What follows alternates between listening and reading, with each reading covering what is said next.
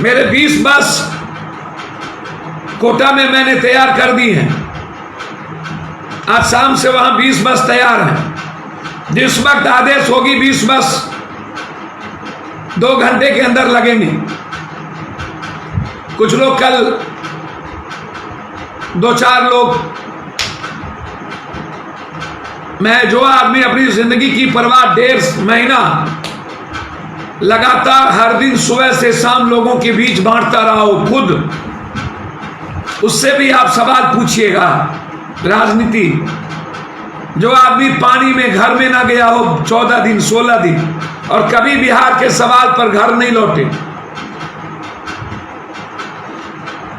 और जिस आदमी को मधेपुरा सहरसा के लोगों ने, सुपौल के लोगों ने, कोसी के लोगों ने लात मार के भगा दिया हो, सेवा करने के बाद बेटे के बाद जीते जी जहर दिया, जिसको मैंने मां माना उसी ने हमें जहर दिया, और उसके बाद सरवन के तरह पप्पू यादव बुढ़ापे में मां को कंधे पर लेकर के चल दिया सेवा करने। उस सरवन से आप क्या पूछिएगा, उस अर्जुन से आप क्या पूछिएगा जिसका लक्ष्य सिर्फ जनता हो, भगवान हो, इंसानियत हो, हिंदू मुसलमान बैकवर्ड फॉरवर्ड धर्म मजहब ना हो। आज जो अहमदाबाद ट्रंप नमस्ते ट्रंप आए थे, वहां कौन सा जमात है? इंदौर में कौन सा जमात था? आगरा में कौन सा जमात था? क्या नहीं करने की कोशिश की आप लोग इस कोरोना वायरस को? और पत्रकार लोगों ने तो उनको बस चले तो क्या कर दे इस देश को कहना मुश्किल। नीतीश जी, मेरा सवाल सीधा है, चुनौतियां बढ़ रही है, जिद आपका कम नहीं हो रहा है। राजधानी में 5-5 रिहायशी इलाके में कोरोना वायरस पॉजिटिव मिल रहा है, पूर्णिया में मिला, और आप अपनी ही गथा में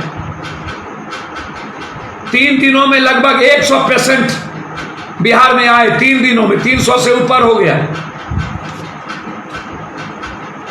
जब बिहार के देश के सभी हिस्सों में पत्रकारों का जांच हो रहा है तो बिहार में भी तो जांच करवा लीजिए नीतीश जी।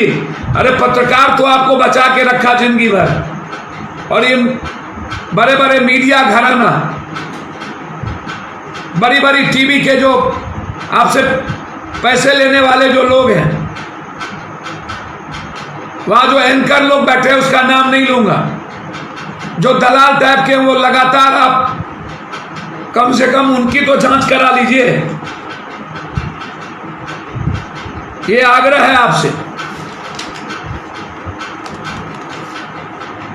आपने अपने जनता के लिए कुछ नहीं मांगा।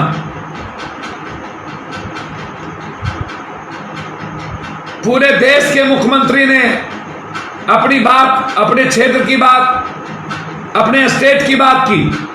महाराष्ट्र के मुख्यमंत्री ने कहा कि यहां से मजदूरों को भेजने की व्यवस्था की जाए, मैं तैयार हूं जांच करवा के भेजने को।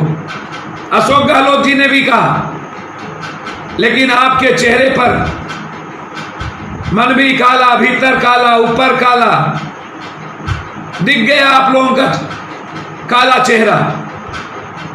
ये सत्ता और वोट सियासत से आप बाहर नहीं है। आप लोग, आप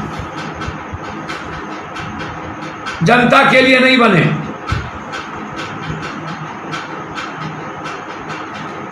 इतनी बड़ी घोटाला, मुनाफाखोर लोगों को किट्स में भी आज ICMR ने रैपिड टेस्ट खरीदने पर जो खरीदा गया उसको जांच के लिए रोक लगा दिया गया कि कोई जांच नहीं होगा, ये लौटेगा। 4 गुना ज्यादा दामों में रैपिड टेस्ट लिए गए, खराब। कौन है ये जिम्मेदार? ये पैसे किसके घर गए? यह सवाल भारत के विपक्ष के नेता राहुल गांधी ने भी कई बार उठाया, और रैपिड टेस्ट पर, PP पर हमने कई बार ये चर्चा की थी कि क्या हुआ। कोरोना वायरस में भी हम लोग लूटेंगे। हम लोग कभी जनता को नहीं बख्शेंगे। इसकी जांच हम प्रधानमंत्री जी से, सुप्रीम कोर्ट के न्यायाधीश से चाहेंगे क्या हो, तो आग्रह जरूर करूंगा। प्रधानमंत्री केयर्स फंड, प्रधानमंत्री नेहरू जी ने फंड बनाया था, राष्ट्रीय राहत कोष, धनराशि इस्तेमाल अब तो बात चक्रवात, भूकंप आदि जैसी प्राकृतिक आपदा के लिए होने लगा। उस वक्त पाकिस्तान से विस्थापित लोगों को मदद के लिए ये बनी थी। अब प्राकृतिक आपदा में मारे गए लोग, परिजन से बड़ी दुर्घटना, दंगों में पीड़ित, हृदय शल्य चिकित्सा, गुर्दा प्रत्यारोपण, कैंसर आदि के उपचार के लिए कोष सहायता दी जाती। प्रधानमंत्री राष्ट्रीय राहत कोष के केवल जैसे अनुदान है, योगदान स्वीकार करता है। आयकर की धारा 80G के तहत आयकर से छूट प्राप्त है लोगों को, इसीलिए काला धन लुटेरे लोग ज्यादा पैसा डालते हैं। प्रधानमंत्री राष्ट्रीय राहत कोष की धनराशि का इस्तेमाल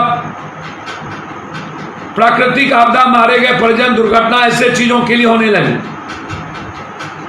योगदान में Bhim app, UPI, VPA, credit card, debit card अथवा भारतीय बैंकों के नेट बैंकिंग का अनुदान कर सकते हैं। PM केयर फंड क्या है? पहले तो आप ये समझिए कि प्रधानमंत्री राहत कोष का नाम जैसे और चीजों का बदला गया, इसका बदल दिया जाता, लेकिन ये बिल्कुल अलग। कुछ दिन पहले citizen assistance and relief in emergency situation, आपात स्थितियों में प्रधानमंत्री नागरिक सहायता राहत कोष यानी PM केयर्स फंड की घोषणा की। नागरिकों और कॉरपोरेट घरानों से इस फंड में दान करने की अपील की गई।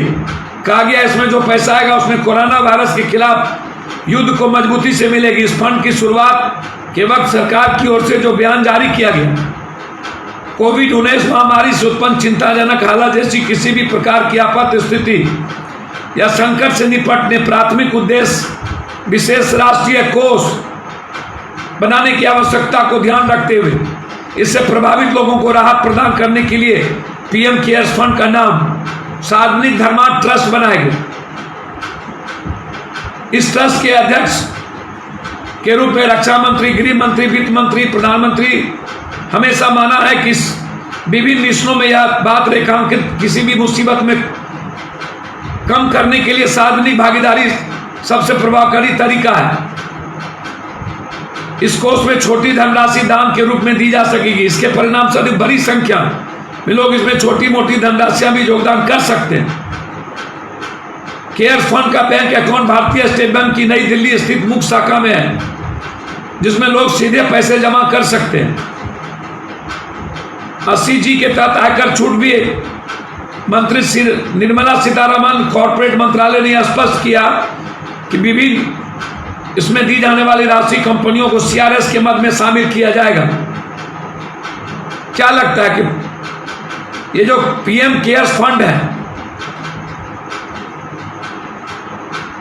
जो नए ट्रस्ट PM केयर की तरह सवाल खड़े नहीं हुए, चंदा जुटाने के मकसद से बनाया गया, जबकि रिलीफ फंड या प्रधानमंत्री राहत कोष मौजूद है, फिर एक नए फंड की जरूरत क्यों आनी पड़ी? कई लोग नए कोष यानी PM केयर घोटाला करार दे रहे हैं। नियंत्रक एवं महान लेखा परीक्षक या कैग की परिधि से यह बाहर होगा, कोई इसकी जांच नहीं होगी।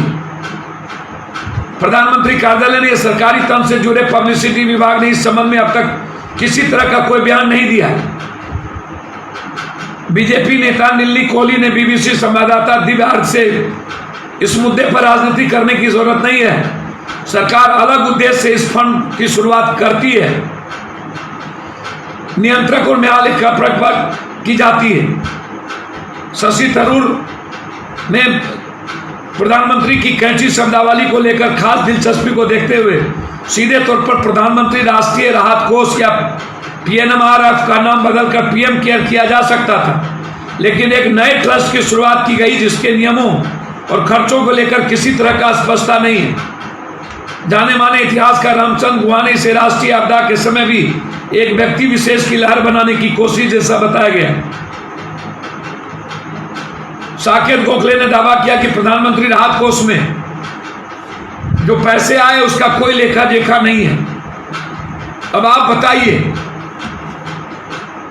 कि 19 कोविड और कोरोना वायरस से प्रभावित एक नई चीज बनाई गई, उस पर कोई चर्चा नहीं। बिहार में बनाई गई, उस पर कोई चर्चा नहीं। आज गरीबों के सवाल पर, मजदूरों के सवाल पर, रोजगार के सवाल पर, किसानों के सवाल पर कोई चर्चा नहीं।